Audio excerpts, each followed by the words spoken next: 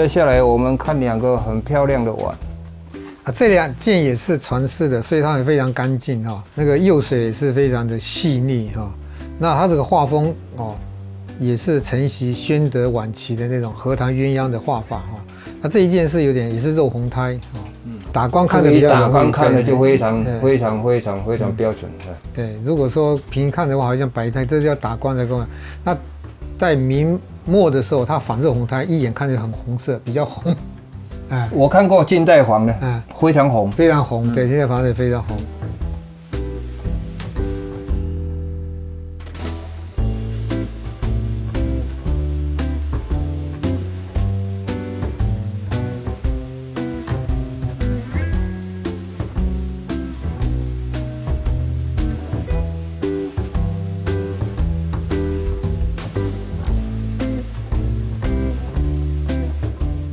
这一件就是海兽纹哈，动感十足，非常干净是吧？因为它是传世品哈，它没有像这种土垢哈。我碰到一些收藏家哈，刚入门的或是一些不是对成画不是研究很透彻的，他不敢碰这种东西。等到他的程度到了以后，他有土垢他不要了，他就收这一种，哎，因为土垢要洗。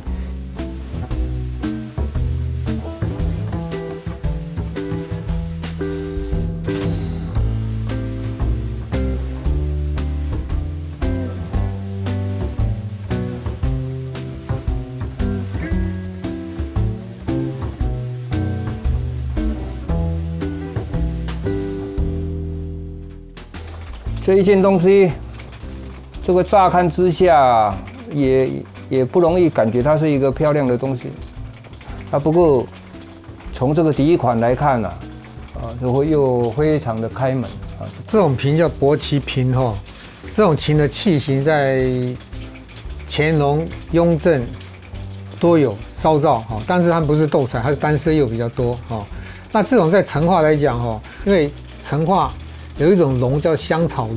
龙，香草龙是口吐莲花，尾巴是花尾的哈，它尾巴嘛，这个从它是画它香草龙的尾巴卷出来，因为它的香草龙的尾巴是很卷的哈，很长，可是卷它就会整个器型的方面，它不可能画得很复杂，所以说它把那尾巴直接画在这上面它是用青花做边，所以它属于斗彩的单色釉。这种器型的话，它的彩好几种，除了绿色以外，它有青花。整个是青花，也有红的，也有黄的，还有紫的，大概5种颜色，是一套是5种那是其中一种绿色的，这种绿色的好像在博物馆里面也有看到过了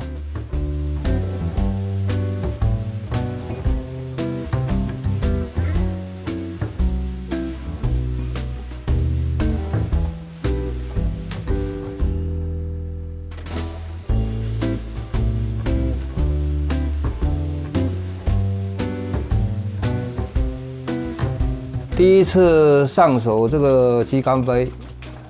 非常荣幸能够在这边，非常近距离的，非常这样的把玩。它也是较长的，所以它还是有表面还是有土垢那鸡缸杯简直或鸡缸杯是很热门的它其实它的版本好几种最少有3、4种版本不一样的。注意看它动感，它非常有动感。主要是他画的鸡，在当时叫鸡有吉祥吉的同音字，它吉祥的意思，所以说比较流行的意在这里。事实上，比鸡缸杯还要高档的是，还要稀少的是高式杯，比鸡缸杯还要细腻，而且那个拉胚更困难那比高式杯还要再高档的一点，就是我们刚才讲的山丘杯比山丘杯再高档一点的呢，我们就要讲到落花流水杯了。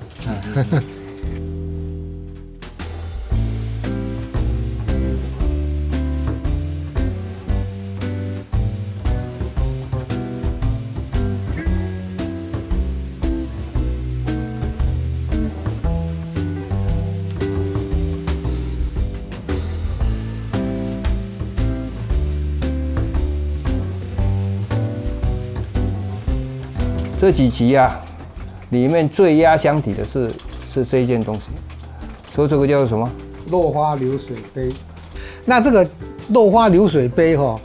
记载里面有记载的成画的落花流水杯然后讲得非常形容得非常这个稀少又不错哈，但是很少有珍品传世哦。像说鸡缸杯来讲哈，因为它有珍品，所以要跟着康熙、雍正在仿。但是康熙这个皇帝认为说，你明朝能做的我都可以做，所以说他有仿，但是他没有看到实物，所以他仿一个，就看到文献里面记载的落花流水杯什么器型，他就仿一个落花流水杯，他仿这么大一个。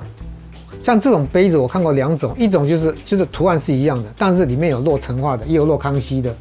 大清康熙年制、大明成化年都有，所以这个很简单，因为它这个蓝料是属于康熙的那种类似吹毛蓝那种蓝，所以它是康熙，因为他不知道真正的落花流水杯是那么小哦，他是按照文献来做哦，现在要仿不见得仿得出来了，我看不容易。你看康熙的做这样子。